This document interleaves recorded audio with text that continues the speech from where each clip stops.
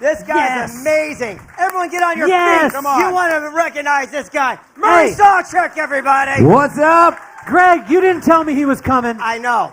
Hey, I just want to say hello. I'm a huge fan, man. And I didn't know, so I'm peeing my pants right now that I get to see you. So it's awesome. I'm going to go change them, and then I'll be back. Is that cool? Dressed up for you. Look at me. You're Look the at this man. suit. You're the man. Sponsored by Pepto-Bismol.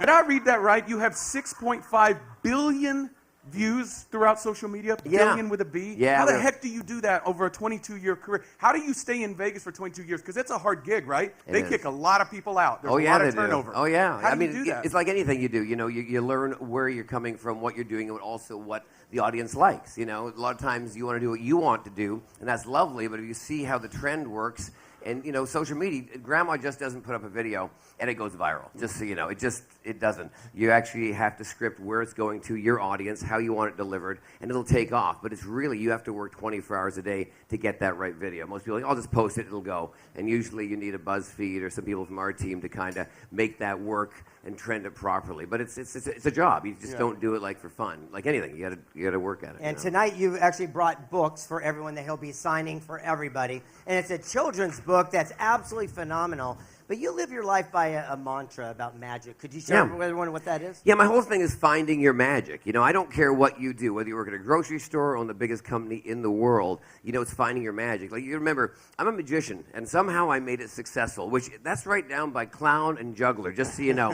I mean, the chance of me being successful and making enough money to pay my bills being a magician, I could have been a marine biologist, a chiropractor, a doctor, a lawyer, whatever I wanted to be.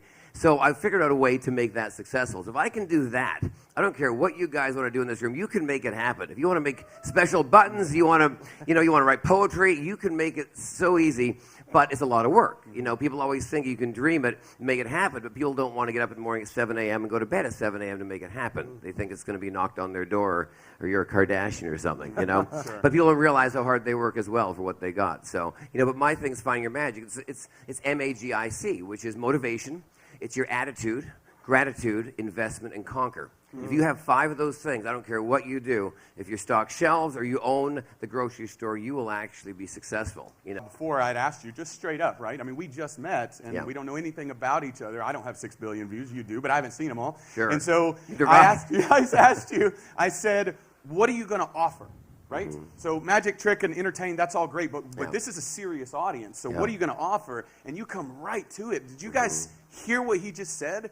22-year career in a very difficult place to work, but you have a formula. You don't guess, you don't rely on luck or getting found out. No. It's a business to you. That's so impressive to me. Well, I've always looked at things, you know, how can I make $1? I remember years ago, we have time for this little story, Years ago, went to church with my parents, you know, and I remember on the weekends they had I was probably, 7, 9 years old, and they had a swap meet on the weekends at the church. You know, everyone brings their stuff, and I didn't know what a swap meet was as a kid, or a garage sale or any of that stuff. And so we went. I couldn't believe these people are reselling their items to people and making money. I'm like, so the junk I have in my drawer, I could actually make money off that?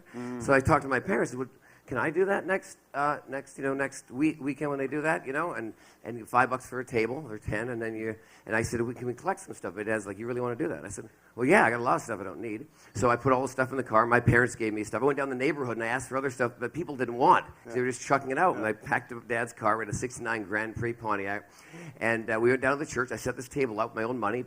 I had 2 tables, so I wanted to spread stuff out better. And I came out, and I think I made about $160 for that day. And I just couldn't believe. How old were you?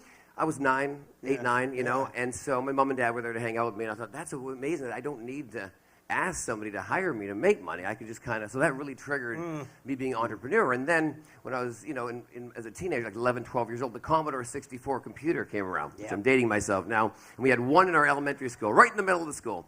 It was Moss Crop Elementary School in Burnaby, British Columbia, and we could use it for half an hour. We signed out for that because it was just protected. It was the biggest thing in the world. We couldn't believe we had a computer. And I had a program called Print Shop. So I put this floppy disk in, the big ones that nobody even knows anymore, and I made my little flyer, which said leaf raking, because my dad would make me rake leaves. So I thought, well, if I can rake leaves for other people and make money, why not? So I'd print out these leaf raking flyer for $10, $15 a yard, and then when it snowed in Canada, I had a snow shoveling flyer. At the same time, I had a paper route. And I had one of those papers you get to every home, like 286 papers go out, like the penny saver, what do you call it in your neighborhood? And I would get half a cent for every extra flyer that was in there. Sears, Dillard's, whatever it was a thicker paper. So I thought, well, wait a minute, if I could just print off a leaf raking flyer for myself, a snow shoveling, and I can just go print those off and stick it in the paper myself. Yeah. And I'm getting paid to deliver the paper. I can get hired by delivering It's a paper. called double ending. Why not? Yeah. And so I'd get calls for 2 to 5 different gigs in a weekend, shoveling snow, raking leaves. At the same time, I'm getting paid to deliver the paper for whatever company I was working for. That's so that's kind of awesome. how I learned how to make a few bucks on my own. So. Young entrepreneur right there. Yeah. Now.